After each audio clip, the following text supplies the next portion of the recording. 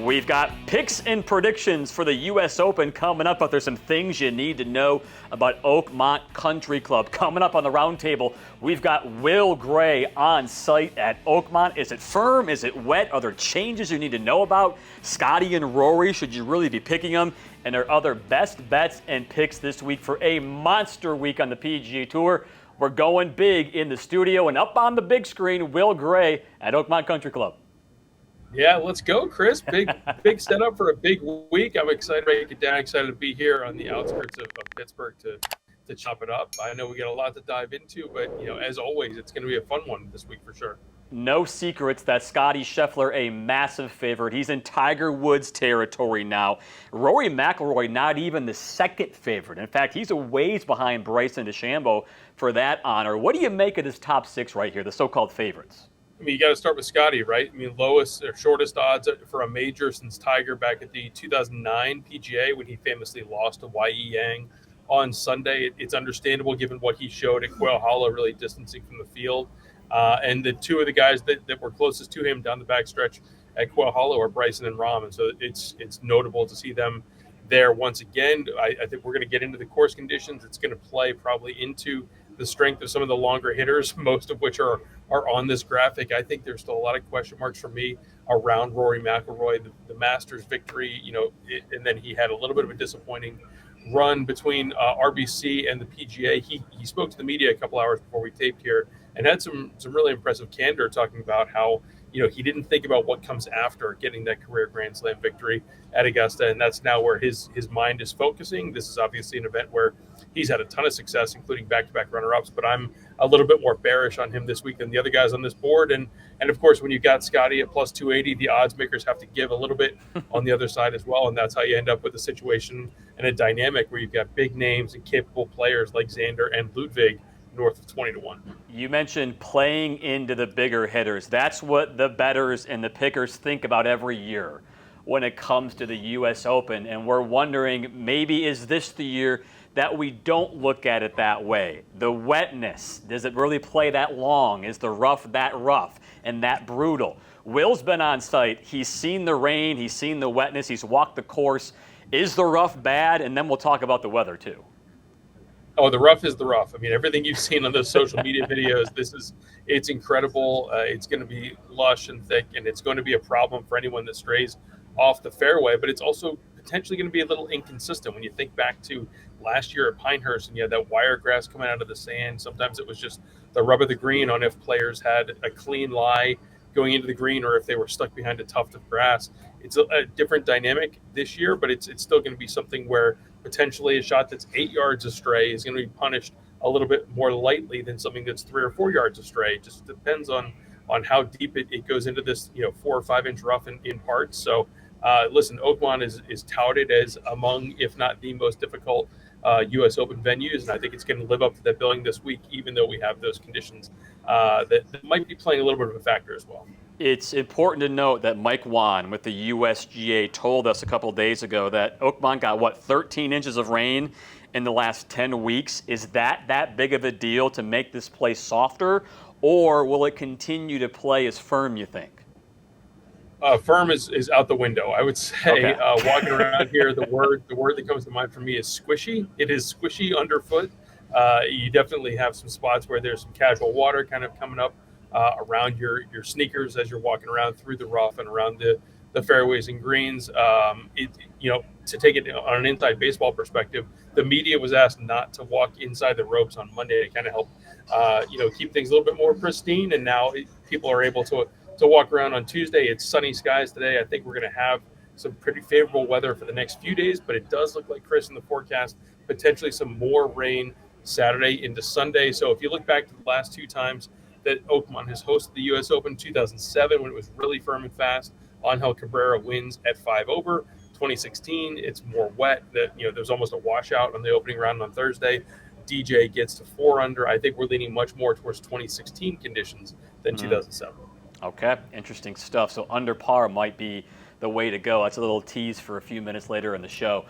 They've announced the tee times. They're out for the first 2 days on Thursday and Friday. Do you see any kind of correlation if we look at the notable tee times? On the left is the morning on Thursday. On the right is the afternoon on Thursday. Then they flip-flop. Do you see any kind of change or any kind of advantage for either side of these draws? It doesn't look like it. From the early weather forecast, I don't know that there's going to be a huge draw disparity. I mean, listen, the U.S. Open is going to be hard no matter if you tee off at 7 a.m. or 6 p.m. This is, by the numbers, it's the hardest cut to make, right? It's 156 guys.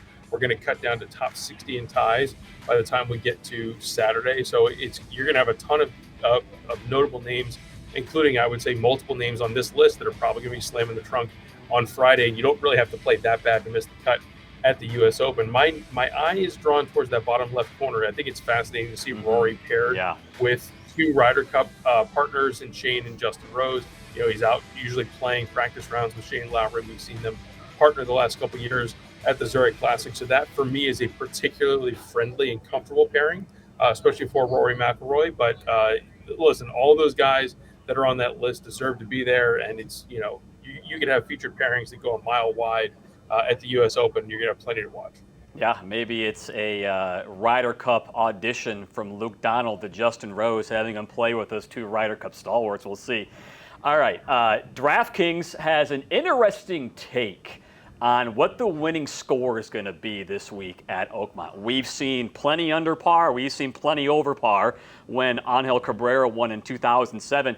DraftKings is not feeling it, Will. They think that the winning score is going to be about 1.5 under par. So looking at this properly, under 278.5 means better than 1 under, 2 under or better at minus 125, and over 278.5 is worse than 1.5 under par. Which side of the fence are you on? So listen, I really think that they might be overestimating this a little bit. Okay. I do think that the softer conditions, we're not going to get firm and fast this week.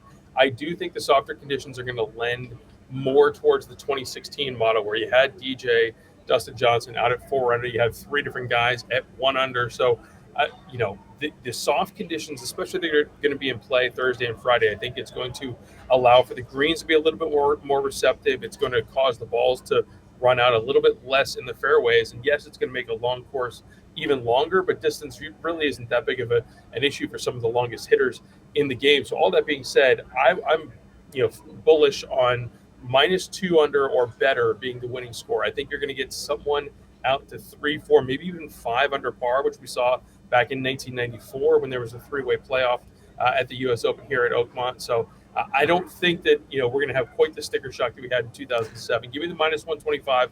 I'll lay a little bit of juice and root for a couple birdies. If that's the case, do we have the book in trouble here? Because here's what DraftKings has. If we're going to go 2 under or better as the winning score, let's say it's 5 under. DraftKings markets, they go from 1 to 8 here. Number of players under par. Again, they're at 1.5 under being their winner. They're assuming maybe 2 players are under par. Where does your eye go?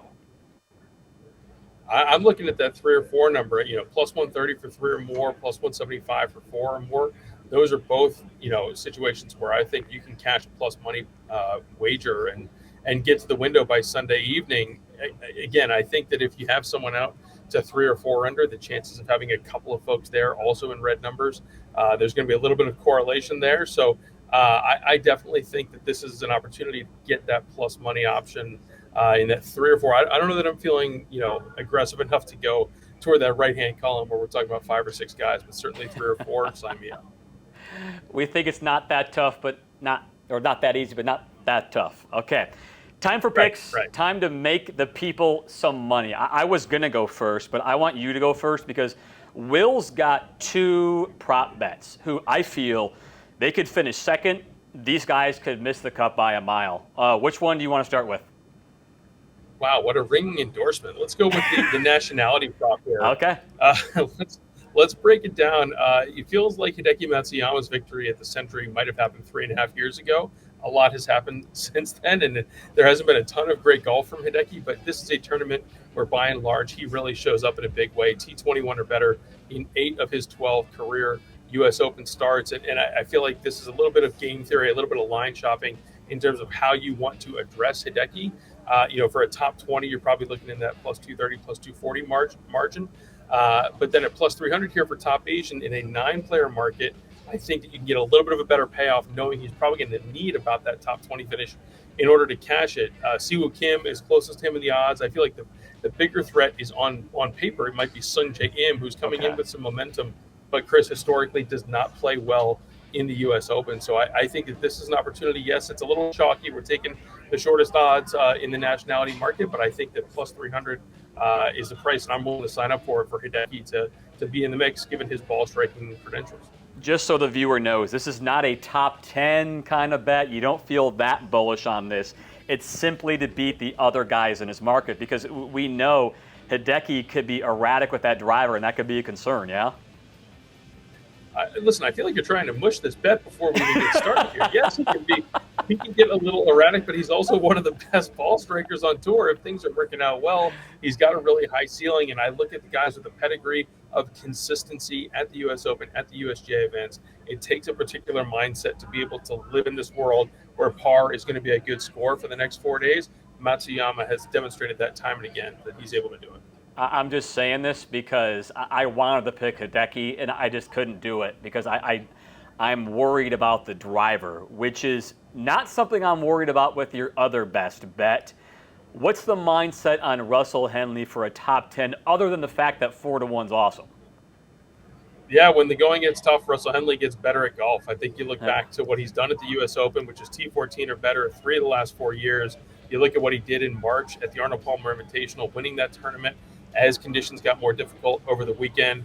Just a lot to like about his ball striking prowess and where he's at this year in somewhat of a career renaissance in his late 30s. I don't know that Russell Henley has the firepower off the tee to contend, or someone I would look at for the outright market. But from a chestnut checkers perspective, we've seen players on the Oakmont leaderboards before that aren't necessarily the biggest drivers of the golf ball. And I think that Henley fits that bill to where, as the weekend progresses, assuming he gets off to a solid start, makes that cut, which again we talked about is not a sure thing this week, but going into the weekend, I could see his name creeping up the leaderboard, similar to what happened at the Memorial, where he finished T5 and really played well over the weekend. Just tee to green, he's just been so solid this year, and I just feel like when you get into these tournaments where par is your friend, par is a good score, Russell Henley's mindset tends to align pretty well with those sort of dynamics. And we saw it at Bay Hill. We saw it at Muirfield Village. Chris, I think we see it again this week at Oakmont. And a backdoor top 10 still gets you that 4-1 odds. I like that one too. They all count the same. My friend. You can make fun of my top 20 that I like here because I'm feeling like Nick Taylor all of a sudden is a consistent golfer again. I know he won the Sony Open, which felt like it was a long time ago because he went down the chute for a while. But now all of a sudden, we're talking about a player who has 4 top 20s in his last 5 events, didn't do well at the PGA. I love that he is 17th in driving accuracy. He's not the longest player. I don't think he's going to be on that first page of the leaderboard come the weekend, probably because that distance over and over again is just going to beat him up. But at the end of the day, if I can get him at plus 350 for a top 20 the way he's been playing, I love it. Chris, I'm going to push back on this a little bit. Out of the last 11 times Nick Taylor has played in a major, how many cuts has he made? Well, I know he didn't make the cut of the PGA and not the Masters. Uno, 10 missed cuts in 11 major starts. That is a red flag. That's a bright shining light for me. I'm concerned. Yes, Nick Taylor played really well at the Memorial, and he followed it up, at the RBC Canadian Open last week as well. But man, it's so much feast or famine with him, and I just feel like there's similar to the mindset that drew me to Hideki, despite your accurate point on his driver being a bit of an issue. The mindset works for me for Hideki, and it gives me question marks for Nick Taylor. If you didn't like that, I don't think you're going to like my top 10 bet with Ludvig Aberg. I can't shake the feeling. I can't shake the feeling that Ludvig's game is made for U.S. Opens. Do you agree with that? Yes. Yeah. I do not hate this bet. Continue on. Have a little bit of confidence in yourself. Because I look at the way he's played, and I look at his results, and I look at all these rounds that he's shot in the mid-70s, the high 70s, but then I look at some of these rounds where he's shooting 65 and 66, and he's got the low round on the course, albeit they're late in the week and they're backdooring these good results. But while I feel like something's missing from Aberg's game, I cannot shake the fact that if his driver is on, he's going to have a massive advantage this week. For a top 10 at plus 330, I think Aberg is going to hit the driver good enough. If he doesn't contend, he at least gets in the top 10. I will admit I've had a tough read on Ludvig over the last couple of months. I was really high on him at the Truist, and then heading into the PGA, he kind of no-showed on both of those. The 66 on Sunday at Memorial really caught my attention. I feel like that was a particularly good round. He was able to build on that a little bit last week in Canada. There's no weakness in his game. There's nothing you can point to, especially on paper. As you mentioned, the driver stuff is a bit of a concern, but long term, he certainly has the tee degree prowess to contend in the majors, as we've seen at the Masters the last couple of years. But certainly, you feel like the U.S. Open is really built for his demeanor, his comportment, how he handles himself inside the ropes, in addition to how he plays the game tee to green. So I agree with you that there is more upside for me, I think, in a top finish market than maybe on the outright. But he's a name to watch. He's kind of turning the tide for me. A couple weeks ago, I was ready to write him off for the summer. I'm not there yet. The Memorial and the RBC maybe has me back into a speculative mode. Just need that Rory backdoor is all I need, especially for that number and a guy with that kind of talent. We need to have a disclaimer for the viewers here this week. Will and I are not going to toot our own horns, but we have another consensus pick, which we've done really well with lately, Will. We had the consensus on Ben Griffin at the Charles Schwab. He won. We had the consensus on Sam Burns, who blew it in a playoff last week. That's neither here nor there. That 5-footer on the first playoff would have been 2 in a row for us. I had Minwoo Lee 2 months ago. You had Ben Griffin at the Zurich 2 months ago. We're on a bit of a heater, which makes me kind of worried about our winning pick of Xander Schauffele. Let's talk ourselves through this, why we love Xander Schauffele this week. I mean, I think first it starts with making a purchasing decision on Scotty. And if you're like me and you feel like the odds are too short to invest in a tournament with this much volatility at sub 300, then you're looking elsewhere. Rory is still a big question mark for me. And so now I'm looking at someone like Xander, who getting out to 20 or 2,000 or 2,200 exactly is just mind-boggling for me, for someone who has the most consistent record in the U.S. Open of anyone in this field. He burst onto the scene back in 2017 at Erin Hills and has not finished worse than T14 since then in this tournament, Chris. It's an unbelievable record. So I guess the way I'm looking at it is, if you have an outright ticket on Xander, you know you're going to have at least a sweat on Sunday.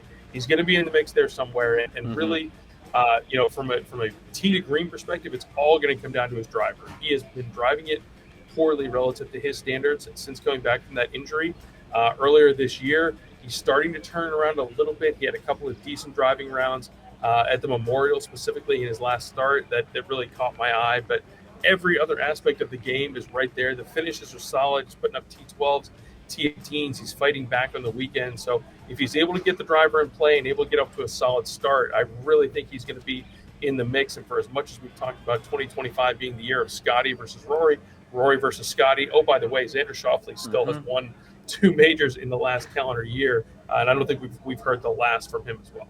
My one issue with Xander before pulling the trigger on him was the fact that he had more rounds with poor driving than he did with good driving. But you're right, it's getting better and it's getting better, and this is the best way to look at it, folks.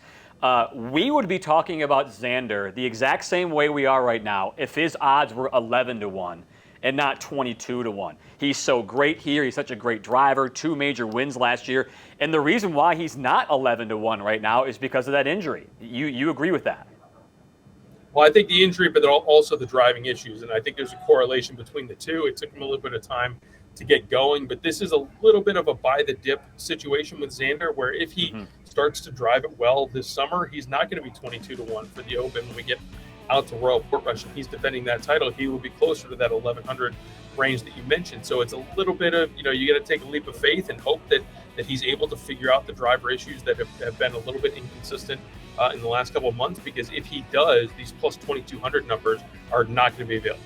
Impossible not to take him when he's double the price of what you assume he would have been this time last year. We have a lot more from Will coming up this week at Oakmont. We have post-round recaps Thursday, Friday, and Saturday. Get you up to speed and up to date on your bets, all the live bets you want to make for the U.S. Open. It's going to be fun.